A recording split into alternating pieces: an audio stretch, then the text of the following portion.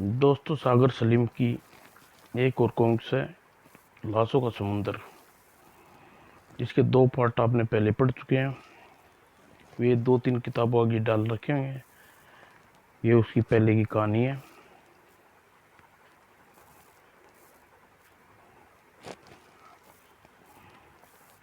ये आप पॉज करके भी पढ़ सकते हो इसको। चलो दोस्तों, अब शुरू करते हैं आगे। फिर जैसे ही उन्हें होश आया, अरे मैं शायद नीचे गिर गया था। हाँ, और तुम्हें ज़्यादा चोट नहीं आई?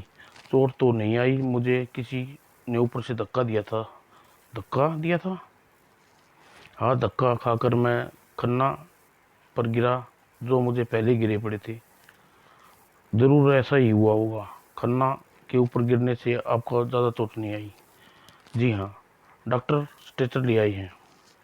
सारी स्ट्रेचर पर आप ले जाना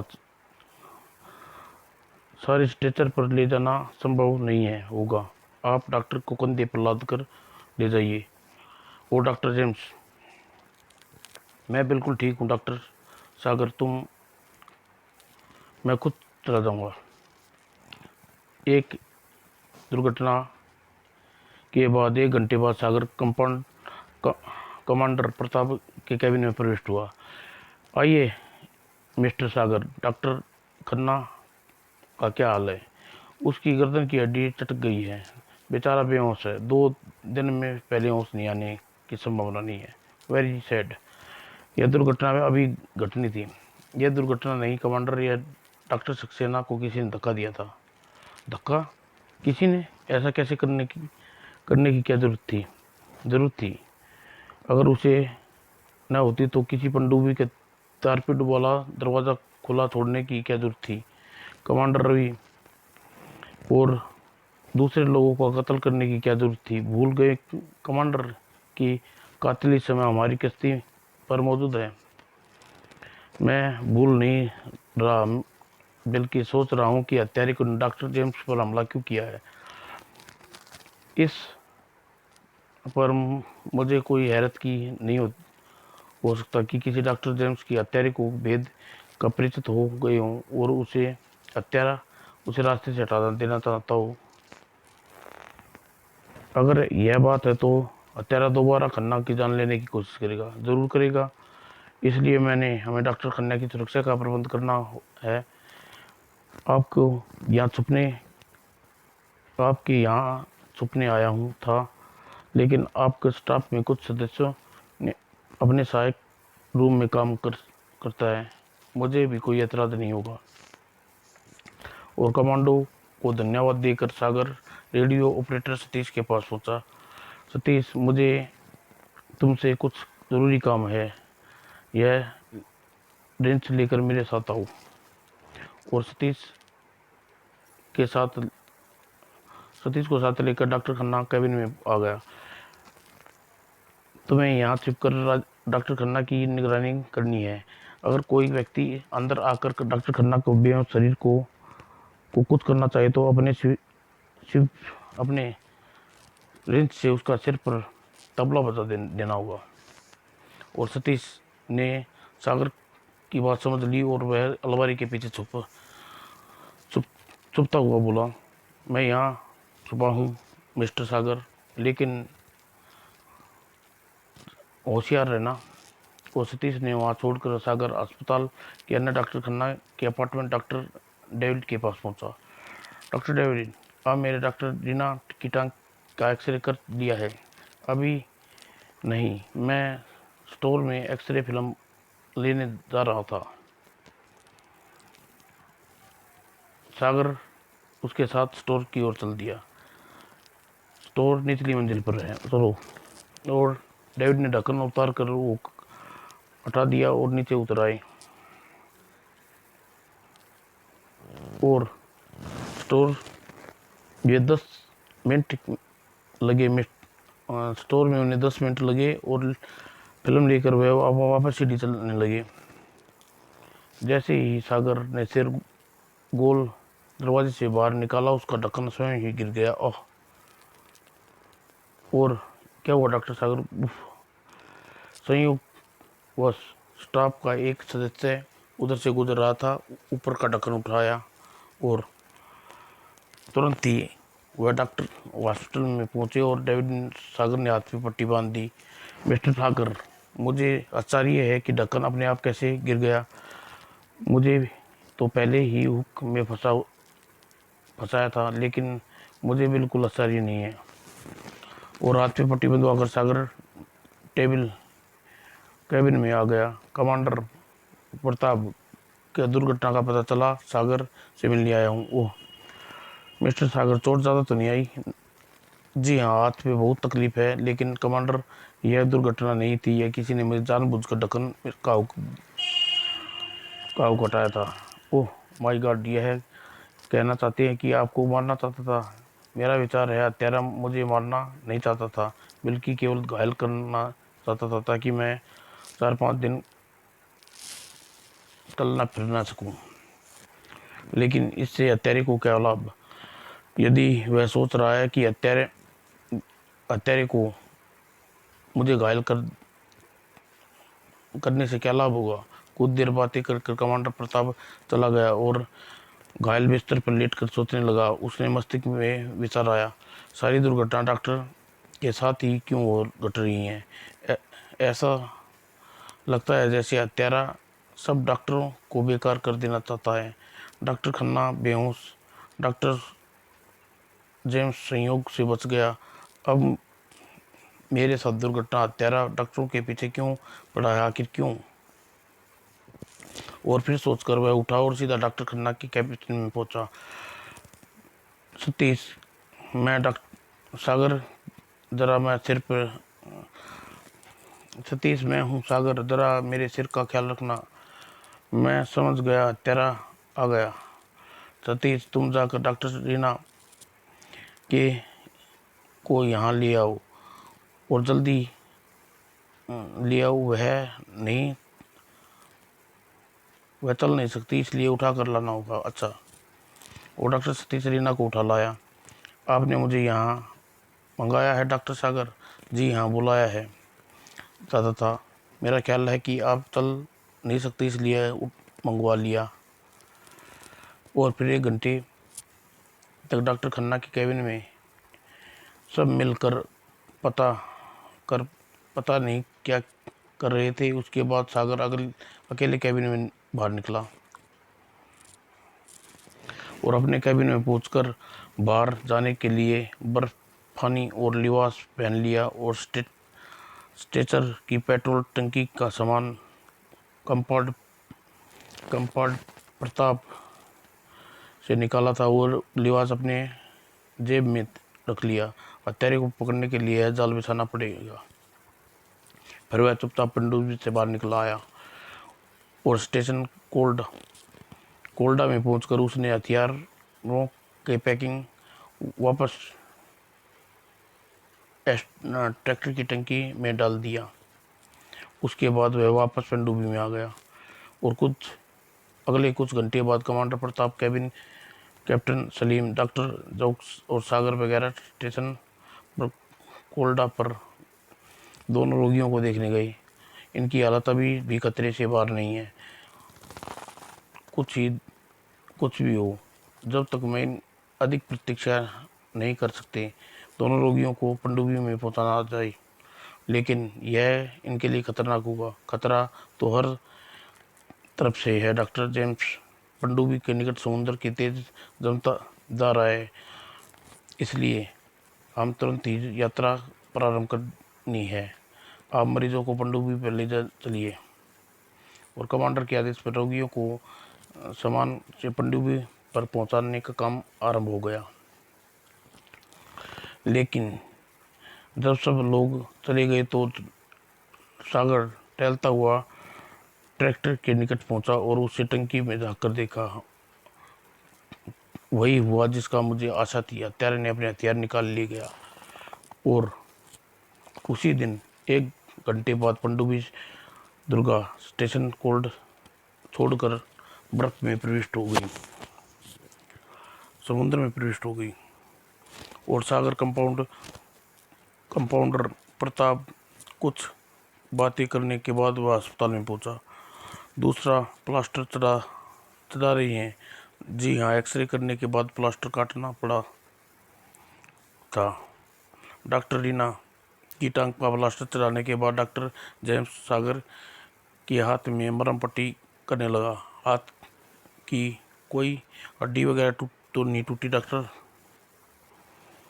नहीं, केवल मांस फटा है गया है, 2-3 दिन में ठीक हो जाएगा।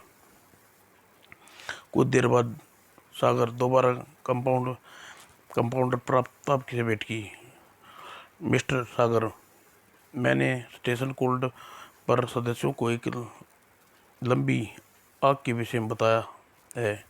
क्या कहती हो वह? सबका ध्यान लगभग एक ही जैसा है। सबका बयान सबका बयान जैसे एक नंबर है। जब आग सब ने पहले ही कैबिन में लगी तो कंपाउंडर रवि उसके चारों साथियों के साथ रहते थे।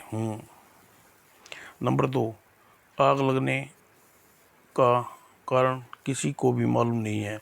सबका अनुमान है कि बिजली की तारों में शॉर्ट सर्किट होने से आग लगी है। नंबर 3, जो लोग बच सके वे उस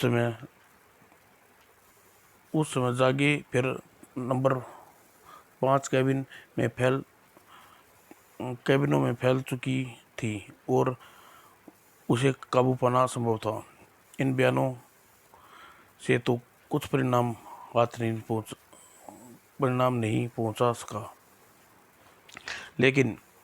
लेकिन कुछ बातें परेशान किए हुए है। जैसे एक हत्यारा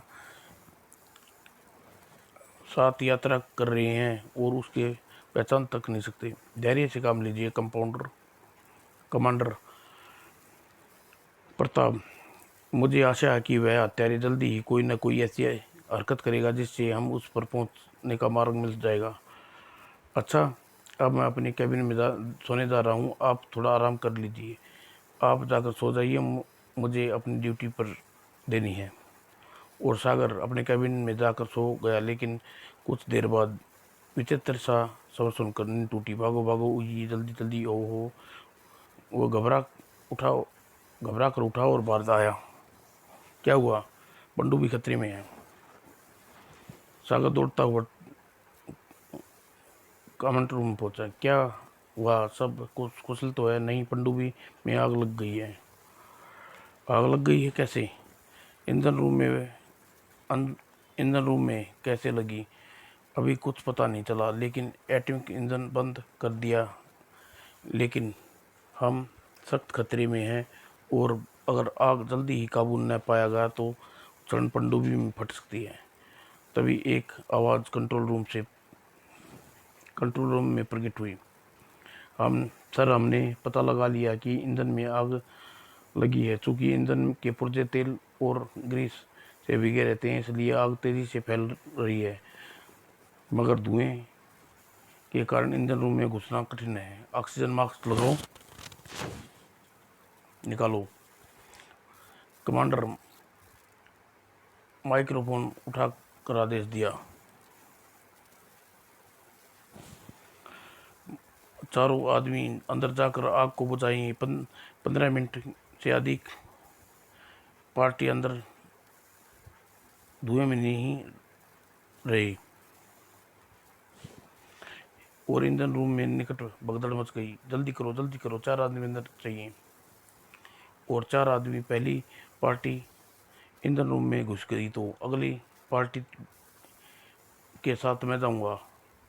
आप मास्क पहन लिए और ईंधन रूम के भीतर धुआं बहुत अधिक था। और कंट्रोल रूम कमांडर चिंता बढ़ती जा रही थी। सर, आग फैलती जा रही है। गैस मास्क पहनकर बाहर कोई 5 मिनट से अधिक भीतर नहीं रुक पा रहा। सर, आग बुझ चुकी है, लेकिन स्टाफ तक चुका है।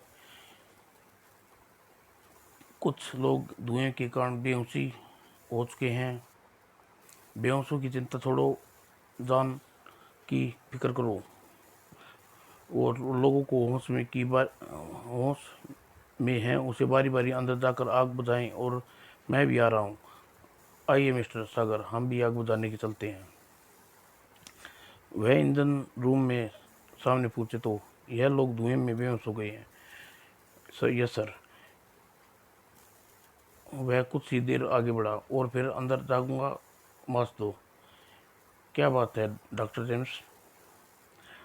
डॉक्टर जेम्स पहले अफसर इंचार्ज ने उत्तर दिया। सर, डॉक्टर जेम्स पहली बार 2 बार भीतर जा चुके हैं, अब से भी फिर भीतर जाना चाहते हैं। बार बार अंदर जाने में खतरा है। मैं खतरे से नहीं डरता, मुझे मास दो। और यह व्यक्ति सचमुच बहादुर है। मैं भी इसके साथ मैं भी अब बहादुरी दिखानी चाहिए, हमें भी बहादुरी दिखानी चाहिए। कमांडर ने चिल्ला कहा, गैस मास्क लाओ जल्दी ही, अगली पार्टी के साथ डॉक्टर जाएंगे। और पनडुब्बी का स्टाफ आग से जंग करता हुआ सागर भी 2 बार आग बुझाने ईंधन रूम में गया। गार्ड मास्क माई गार्ड मास्क पहनकर अंदर दम घुट रहा है। और डॉक्टर जैक 4थी बार आग बुझाने गया तो वह बाहर नहीं निकला। बाहर निकला तो समझ लो। और सागर डॉक्टर जेम्स को संभाला, ये बेहोश हो गए हैं, इसे स्ट्रेचर पर लाओ, अस्पताल में पहुंचा। और कर्मचारी डॉक्टर जेम्स को स्ट्रेचर पर डालकर ले गई। आग का जंग अभी भी जारी थी और 4 घंटे तक पनडुब्बी का स्टाफ आग से लड़ता रहा और मौत से संघर्ष करता रहा। फिर इंजन रूम के बाहर आने वाली पार्टी ने शुभ समाचार दिया, आग भीतर बुझ चुकी है, अब हम खतरे से बाहर हैं। और सब लोग खुशी से नाच उठे और दूसरे गले से लगाई बधाई देने लगे। और अगले 1 घंटे बाद जब सब कुछ नॉर्मल हो गया तो कमांडर प्रताप ने सागर को अपने कैबिन में बुलाया। मिस्टर सागर, आग के बारे में क्या राय है आपकी? आपके विचार से यह आग संयोग से लगी है या हत्यारे ने लगाई है, यही जानना चाहते हैं ना आप? हाँ, तो मुझे विश्वास है आग हत्यारे ने लगाई है। मतलब हत्यारे हमारे साथ खुद भी होना चाहता है? नहीं, फिर यह आग क्यों लगाई है? आग पनडुब्बी को नष्ट करने के लिए नहीं लगाई। मेरा अनुमान है हत्यारे ने अनुमान गलत निकला। वह ईंधन रूम में कोई चीज़ जलाकर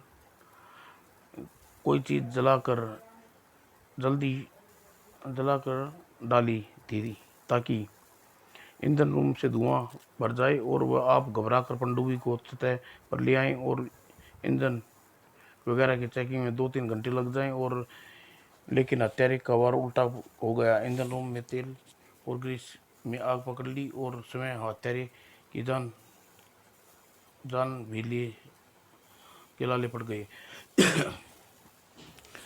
लेकिन हत्यारे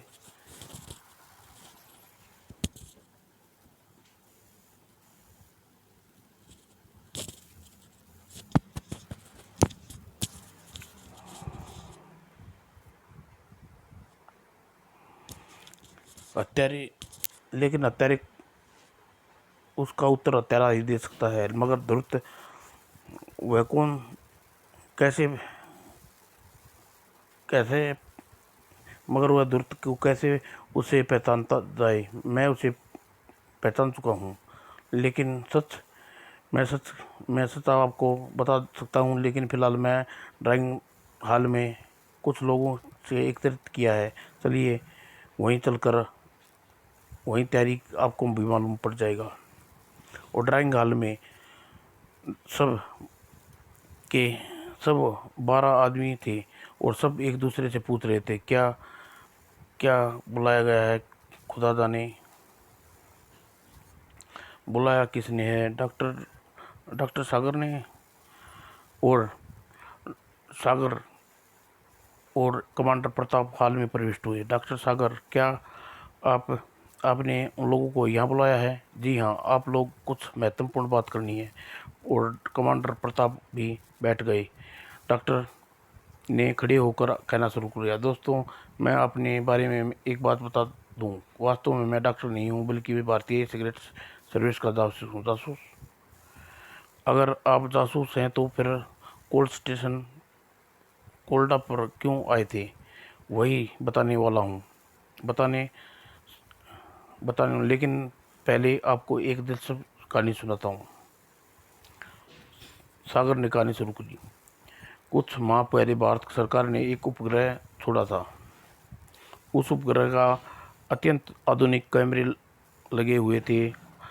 अंतरिक्ष में जाकर उपग्रह ने शत्रु देश के ऊपर गुजरा, और हमारे उपग्रह ने जब शत्रु देश के ऊपर से गुजरते हुए तो उसे कैमरे ने शत्रु की सभी मिसाइल अड्डे की फिल्म बना लेंगे। गुड।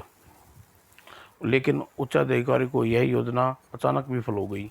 अरे, यह क्या हुआ? उपग्रह कंट्रोल सिस्टम से बाहर हो गया। कंप्यूटर की चेकिंग करो। लेकिन वैज्ञानिकों को पूरी तरह कोशिश के बावजूद भी ऊपर कंट्रोल नहीं किया जा सका। बेकार, अब कंट्रोल नहीं किया जा सकता। ओह, बहुत बुरा हुआ। तो तुरंत उच्चाधिकारी ने आपातकालीन बैठक बुलाई। मुझे खेद है कि कहना पड़ रहा है कि उपग्रह को कंट्रोल से बाहर हो चुका है, इसलिए आप निर्धारित केंद्र से हटकर घूम रहा है। आपका मतलब है कि वह अब शत्रु की मिसाइल अड्डों का फिल्म नहीं बना सकता? जी हाँ, लेकिन इससे भी बुरी समाचार यह है कि उपग्रह अपने केंद्र से हटा तो इस बार हमारे देश के ऊपर ही घूम रहा है। हमारे हमारे ही सारे फौज ये अड्डों की फिल्म बना ली है। ओ माय गॉड, यह तो बुरी खबर है। सबके चेहरे उतर गए।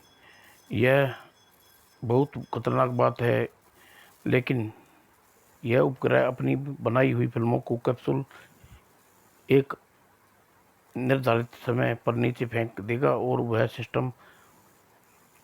उसे सिस्टम रखा गया है। वह शत्रु की मिसाइल के अड्डों की फिल्म बनाकर एक निर्धारित स्थान पर फेंक दे। लेकिन अब सब कुछ उल्टा हो गया है। उपग्रह अब हमारे ठिकानों की फिल्में बनाकर कैप्सूल फेंक देगा। वह कैप्सूल जब भी उस स्थान पर नहीं गिरेगा तो जहाँ से उसे गिरना चाहिए, फिर तो खतरनाक बात है। फिर वह कैप्सूल किसी शत्रु के देश में गिर गया तो क्या होगा? उस कैप्सूल के शत्रु के देश में नहीं गिरना चाहिए।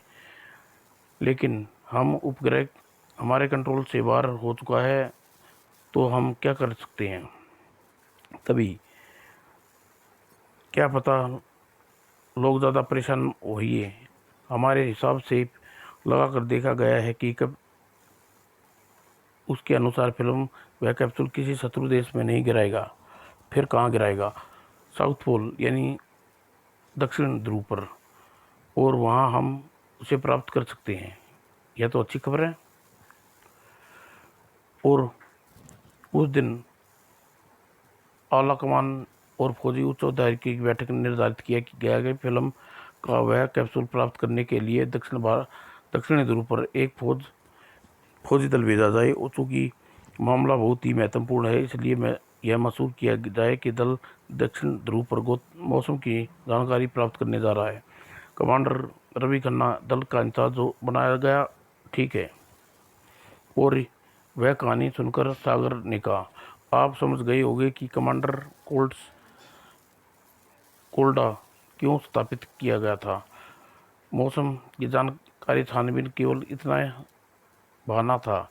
असली मकसद तो वहाँ फिल्म प्राप्त करना था। वाह, हाँ, वह समझ में आ गया। लेकिन कमांडर रवि हमें यह सब क्यों नहीं बताया था?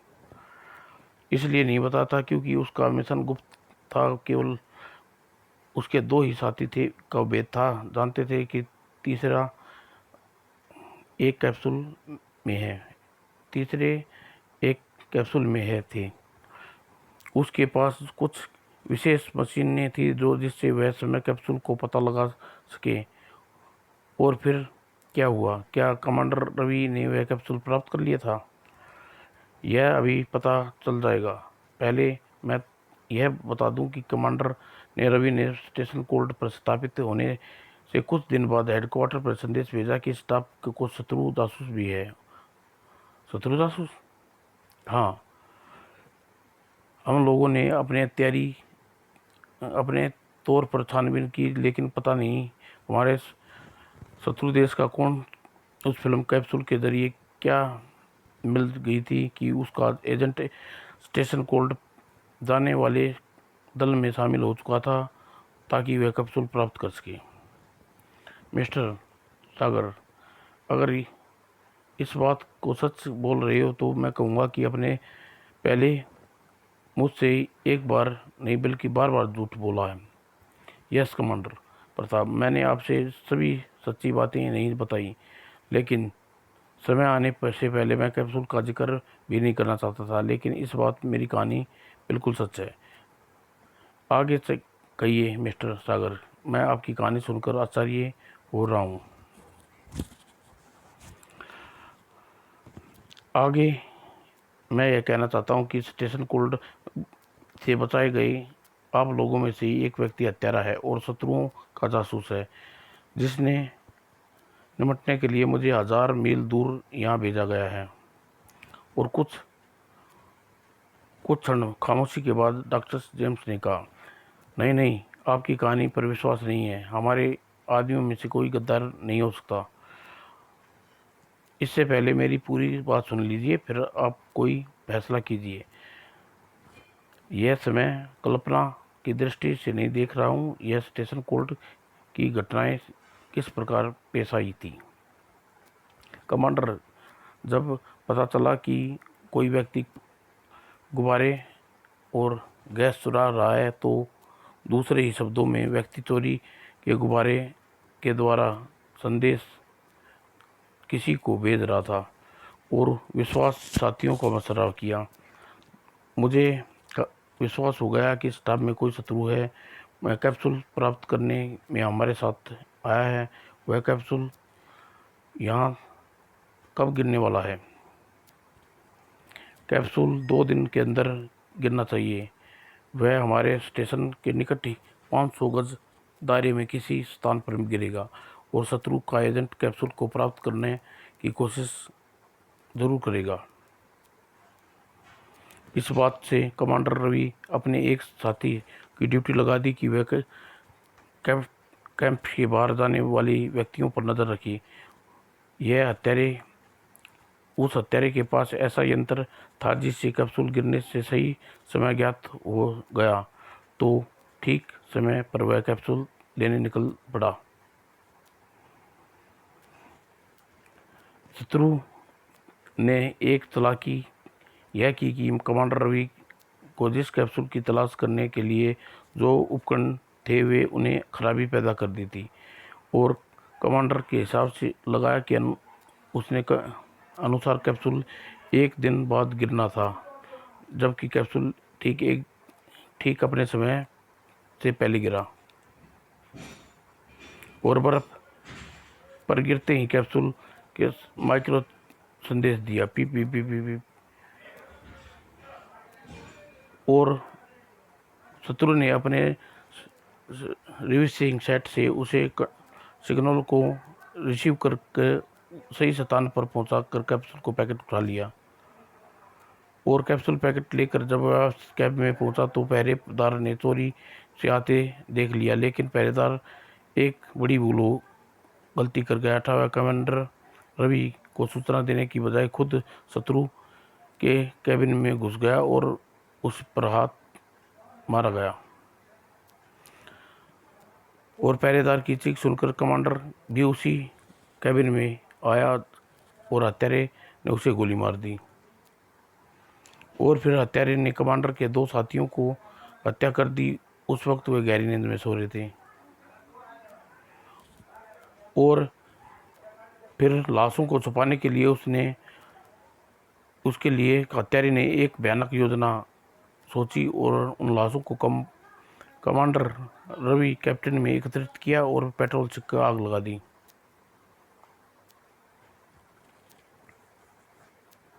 और आग भड़क उठी।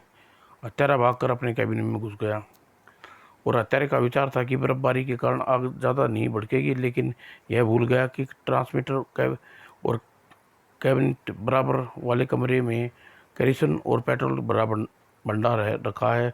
परिणाम स्वरूप यह आग भयानक रूप से भड़क उठी और धमाके की आवाज़ सुनकर सामने वाले कैबिन में सोए स्टाफ बाहर निकले और हत्यारा उस समय वह नकाब उतार चुका था और उनके साथ था।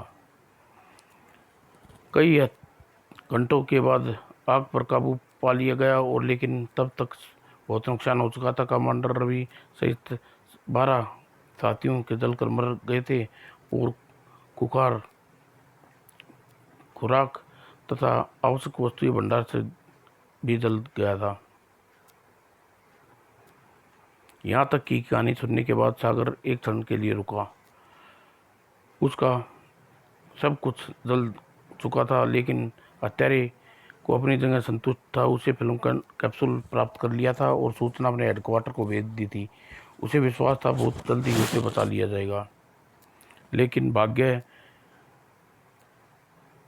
भाग्य के सहारे का हत्यारे का साथ नहीं दिया। अचानक बर्फानी तूफान शुरू हो गया और उस खतरनाक तूफान में हत्यारे की फिल्म लेने या बचाने उसके साथी नहीं आ सके। हत्यारे समझ गया कि तूफान रुकने तक उसके साथी यहाँ आएंगे, लेकिन उसने चालाकी से अपने खुराक डब्बे और आवश्यक वस्तु सामान छुपाकर एक रख लिया और बचे हुए साथी भूख से घायल अवस्था में एड़ियाँ रगड़ते रहे। फिर उसका सौभाग्य था कि खराब और कमज़ोर बैटरी वाले रेडियो की मदद से वह मदद के लिए भेजा गया उसका संदेश एक ब्रिटिश रूप ने सुन लिया और फिर वह संदेश भारत तक पहुंचा दिया और हम लोगों तक तेज़ रफ्तार की पनडुब्बी द्वारा बहुत जल्दी यहाँ पहुंच गए। वह हत्यारा फंस गया और अपने साथियों की प्रतीक्षा करनी थी, जबकि हम उनसे पहले उनके साथ यहाँ लेकर वापस चलना चाहिए था। दोस्तों, यह कहानी यह है कि वह हत्यारा इस समय हमारे बीच में मौजूद है। कुछ खामोशी रही और स्टेशन कोड के रेडियो ऑपरेटर पीटर ने खड़ा होकर पूछा, सर, मिस्टर सागर, आपको मालूम है वह हत्यारा कौन है? हाँ, मालूम है। और सागर डॉक्टर जेम्स की ओर देखा। क्यों डॉक्टर जेम्स, आपको विचार है कि हत्यारा कौन हो सकता है? मैं क्या कह सकता हूँ, लेकिन आप यह बता सकते हैं कि आपने फिल्म के कैप्सूल को कहाँ छुपा दिया? मैंने? हाँ, आपने, क्योंकि आप उस खतरे और शत्रु जासूस हैं। क्या बकवास है? यह बकवास नहीं है डॉक्टर जेम्स। मुझे पता है कि पनडुब्बी के ईंधन में आग आपने ही लगाई थी, क्योंकि आप पनडुब्बी को सतह पर ले जाना चाहते थे, क्योंकि ऊपर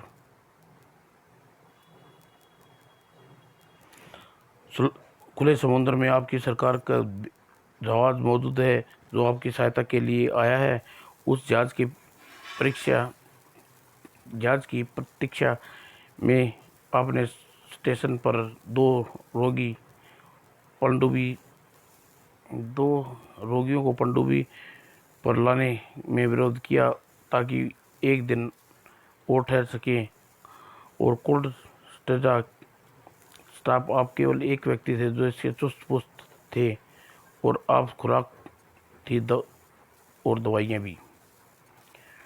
आप और डॉक्टर खन्ना एक साथ कैंप के वापस आए तो आपने सीढ़ियों पर डॉक्टर खन्ना को पीछे से आपके पीछे था। आपने ही उसे गिराया ताकि 1-2 दिन के बेकार हो जाए, और उसके बाद आप खुद गिरा दिया ताकि किसी को आप पर संदेह ना हो। जानबूझकर डॉक्टर खन्ना पर गिरे ताकि आपको चोट न आए। अपने ये स्टोर रूम के दरवाजे का हुक निकाल था ताकि ढक्कन के सिरे पर गिरे और वह 2-4 दिन बेकार हो जाए। आप चाहते थे कि आपको सिवा डॉक्टर न हो, ताकि स्टेशन कोल्ड में दोनों रोगियों का बहाना कंपाउंड को करके वहाँ ठहरने के लिए भी कर सकें। और भारतीय भारतीय पाठ पनडुब्बी में रवाना होने से पहले आपने किसी साथी को पनडुब्बी को तारपीट में खराबी की थी ताकि हमारी यात्रा 2 दिन लेट हो जाए और आपके साथी तब तक भारत पहुँच कर तलाश कर लें कि फिलहाल आपको निपटना ज़रूरी है। ओह, यह बकवास है, आप मुझ पर झूठा आरोप लगा रहे हैं। और सागर कमांडर प्रताप को घूमा। कमांडर प्रताप, आप डॉक्टर जेम्स को मेरी जिम्मेवारी पर गिरफ्तार करके कैद कर लीजिए। आप इसके विरुद्ध प्राप्त सबूत हैं। ओके मिस्टर सागर, मैं व्यक्ति को पाठ पहुंचाने के लिए कैबिन में कैद करता हूं। और ऑल राइट जेंटलमैन, नाटक समाप्त हुआ। कोई किसी को गिरफ्तार नहीं करेगा। तो मिस्टर प्रभाकर, आप डॉक्टर जेम्स के साथी थे। मुझे विश्वास था कि कोई डॉक्टर जेम्स को अकेले नहीं हो सकता, उसका कोई साथी भी जरूर होगा। इसलिए मैंने पिस्तौल दोबारा टैंकर में रख आया था। और दोबारा क्या मतलब यह है कि कैप्टन प्रताप ट्रैक्टर की टैंकी में पिस्तौल तलाश कर लिया था और वह पिस्तौल और कारतूस अपने साथ ले आए थे। लेकिन कुल मिलाकर वह पिस्तौल ट्रिगर की पिन डाल आया था और देखना चाहता था कि डॉक्टर जेम्स या कोई और साथी। उस पिस्तौल को रखने के बाद मैंने डॉक्टर जेम्स को एक क्षण के लिए भी अपनी नज़रों से ओझल नहीं होने दिया। और डॉक्टर ट्रैकर से निमटे गए और पनडुब्बी पर लौट आए। और मैंने आकर देखा कि टंकी पर रिवॉल्वर गायब है, तो मैं विश्वास हो गया कि डॉक्टर का कोई साथी है जिसके पास हथियार है। खैर, हमें पहचान लिया, इसमें कोई फर्क नहीं पड़ता। बड़ी जल्दी ही पनडुब्बी को छोड़कर जा रहे हैं। कमांडर प्रताप, आप पनडुब्बी को तह पर ले चलें। ऊपर सचमुच हमारा जहाज मौजूद है, हमें लेने आया है। और आप दोनों अपना अपराध स्वीकार कर लिया है। हाँ, स्वीकार करने में अब तुम्हारा क्या बिगाड़ सकते हो। अच्छा यह बात बता दो कि फिल्म वह कैप्सूल कहाँ है। वह कैप्सूल अपनी मंजिल पर पहुंच चुका है। उसमें एक गुब्बारा में बांधकर आधा घंटा पूर्व ही किश्ती का गंदा पानी बाहर जाने वाली पाइप में समुद्र में फेंक दिया था। गुब्बारा सतह पर चला गया होगा और ऊपर जहाज में मौजूद हमारे साथियों ने गुब्बारे को फिल्म सहित प्राप्त कर लिया होगा। हाँ, बस यही आप लोगों से कहलवाना चाहता था। मेरी जेब में रखे टेप रिकॉर्ड में यह बात टेप हो चुकी है। आप दोनों को अपराध स्वीकार कर लिया है। और मिस्टर प्रताप, अगर आप अपना हाथ घायल नहीं करना चाहते तो वह पिस्तौल फेंक दो। मुझे मूर्ख समझने की कोशिश मत करो जासूस। अचानक सागर कैप्टन सलीम घूमा। सलीम, संभालो इसे। तभी ट्रक। और क्योंकि मिस्टर सागर, तुमने मुझे कहा था कि मैं एनसीसी में आपके बैच में सबसे अच्छा निशाने लगाती थी। और तुरंत ही डॉक्टर जेम्स और प्रभाकर को बेबस कर दिया। मिस्टर सागर, हम हार गए, लेकिन हमें खुशी है, हमारा मिशन सफल हो गया, फिल्म हमारे साथियों तक पहुंच गई। डॉक्टर जेम्स, वह फिल्म मेरे पास है और तुम्हें डॉक्टर खन्ना और मुझे पर हमला किया था, तभी मैं समझ गया था कि किसी महत्वपूर्ण काम के लिए तुम इतना खतरा मोल ले रही हो। जिसमें जिसमें जिक्र किया कि पनडुब्बी चलकर हम डॉक्टर रीना की टांग का एक्सरे काटेंगे। उसके बाद तुम्हें और लोगों को डॉक्टर के रास्ते से हटाने की कोशिश की। पहले ही आप हैरान था कि फिर मैं समझ गया कि यह नहीं चाहते कि वह कोई डॉक्टर रीना को प्लास्टर काट कर एक्सरे करे, क्योंकि रीना की टांग में प्लास्टर चढ़ाया था तो फिल्म का कैप्सूल प्लास्टर में रख दिया था। और यह विचार आते ही मैंने परसों रात डॉक्टर रीना का प्लास्टर डॉक्टर द्वारा खन्ना ने डॉक्टर खन्ना के कैबिन में बुलाया और वहाँ मेडिकल किट मौजूद थी। मैंने डॉक्टर रीना को प्लास्टर काटा डाला था और वह फिल्म का कैप्सूल निकाल लिया था। और फिर